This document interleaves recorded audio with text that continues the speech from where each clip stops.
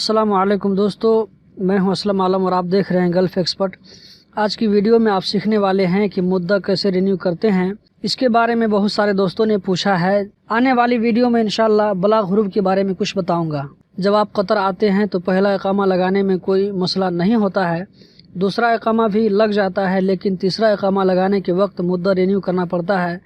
मुद्दा मतलब ड्यूरेशन, ये बात आम लोगों को समझ में नहीं आएगी। मंदूब में जो लोग काम करते हैं उन लोगों को इसके बारे में मालूम होगा। मुद्दा रिन्यू करने का दो तरीक़ा है। पहला तरीक़ा, आप ऑनलाइन रिन्यू कर सकते हैं।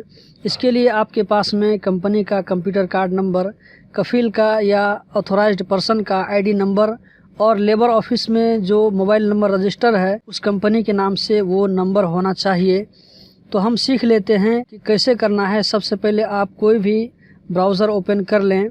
दोस्तों, ये इंग्लिश में भी है लेकिन फाइनल स्टेप वो अरबी में है, इसीलिए मैं अरबी में बता रहा हूँ। वीडियो के डिस्क्रिप्शन में लिंक डाल दिया हूँ, आप वहाँ पर क्लिक करके डायरेक्ट इस पेज पर आ सकते हैं। तो चलिए हम शुरू करते हैं। तो सबसे पहले हम गूगल क्रोम ओपन कर लेते हैं और यहाँ पर हम लेबर ऑफिस का वेबसाइट ओपन कर लेते हैं और यहाँ पर अल-अमल को चूज़ करते हैं। उसके बाद इदारतुल इस्तिख़दाम और नीचे में यहाँ पर देखिए नंबर 2 पर हम क्लिक करेंगे और नीचे में देखिए यहाँ पर तलबुल मुवाफ़क़ा अला तमदीदुल इक़ामा, इस पर हम क्लिक करेंगे। इस पर क्लिक करने के बाद यहाँ पर देखिए क़द्दिम अत-तलब और यहाँ रक़्म क़ैदुल मुनशा, यहाँ पर कंप्यूटर नंबर डालेंगे और उसके नीचे में कंपनी का जो ऑथराइज्ड पर्सन है, कफ़ील या मुदीर या मंदूब जो भी हो, उसका हम आईडी नंबर डालेंगे और नीचे में रजिस्टर्ड मोबाइल नंबर डालेंगे और यहाँ पर दुखुल पर क्लिक करेंगे। दुखुल पर क्लिक करने के बाद हम लॉगिन हो जाएंगे। तो यहाँ पर देखिए रक़म शख्सी, जिस आदमी का हमको मुद्दा रिन्यू करना है उस आदमी का यहाँ पर हम आईडी नंबर डालेंगे। आईडी नंबर ऐड करने के बाद देखिए यहाँ पर आप साइड में बहस नज़र आ रहा है, इस पर हम क्लिक करेंगे और यहाँ पर देखिए इजाफा, यहाँ पर आपको आदमी का नाम नज़र आ रहा होगा। आईडी नंबर के साथ साथ आपको आदमी का नाम नज़र आ रहा है। यहाँ पर हम इजाफा पर क्लिक करेंगे तो ये सबमिट हो जाएगा। तो दोस्तों, ये था ऑनलाइन सबमिट करने का तरीक़ा। यहाँ पर देखिए आप देख सकते हैं आईडी नंबर है उसका और आज की डेट में दिखा रहा है कि ये सबमिट हो गया है।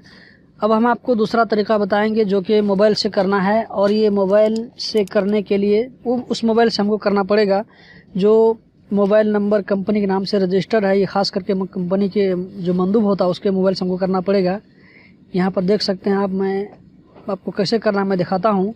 यहाँ पर हमने मैसेज ओपन कर लिया।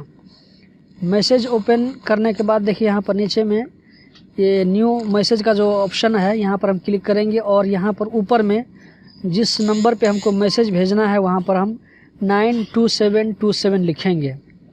यहाँ पर हमने 92727 लिखा और उसके बाद एंटर मैसेज। सबसे पहले हमें 6 डालना है। यहाँ पर 6 डालने के बाद जिस आदमी का हमने आईडी नंबर मुद्दा डालना है तो उसका हम 11 नंबर का आईडी नंबर डाल देंगे। 6 डाल करके बगैर स्पेस दिए हुए आईडी नंबर हम डाल करके उसको हम सेंड पर क्लिक कर देंगे। दोस्तों, सेंड पर क्लिक करने के बाद ये मुद्दा रिन्यू करने के लिए जो ये अप्लाई हो जाएगा और हमको 1 से 2 दिन में ये रिन्यू हो जाएगा। मुद्दा रिन्यू होने के बाद आप उसी टाइम इकामा लगा सकते हैं। मोबाइल से जो हम मुद्दा रिन्यू करते हैं तो मुद्दा रिन्यू करने की सूरत में मान लीजिए अगर हमको एक साथ 4-5 आदमी लोगों के लिए हमको मुद्दा डालना पड़ेगा तो उसका तरीका ये है कि आप सबसे पहले 6 डाल दें। 6 के बाद आप आईडी नंबर डाल दें और आईडी नंबर के ख़त्म होने के साथ साथ आप 6 फिर से डालें बगैर स्पेस दिए हुए। फिर से आपने दूसरा आईडी नंबर डालना है, फिर उसके बाद आपने 6 डालना है और उसके बाद फिर आपने तीसरा आईडी नंबर लिखना है। उसके बाद आपने फिर 6 डालना है, बीच में कहीं भी स्पेस नहीं चाहिए। इसी तरह आप जितना मर्जी चाहें आप 6 डाल करके आईडी नंबर लगाते जाएं और इसी तरह आप एक साथ में 4, 5, 6 या 10 मैसेज भी भेज सकते हैं, कोई मुश्किल नहीं है। दोस्तों, वीपी रिन्यू करने की भी वीडियो बना चुका हूं कि अगर कंपनी का जो वीज़ा होता है उसका वीपी अगर एक्सपायर हो जाए तो उसको कैसे रिन्यू करना है। अगर आपने नहीं देखा है तो ज़रूर देख लें, लिंक डिस्क्रिप्शन में आपको मिल जाएगी। तो दोस्तों, यही थी आज की वीडियो। उम्मीद करता हूँ ज़रूर पसंद आई होगी और कुछ न कुछ सीखने का ज़रूर मौका मिला होगा। तो इसी तरह की वीडियो देखते रहने के लिए इस चैनल को सब्सक्राइब करें।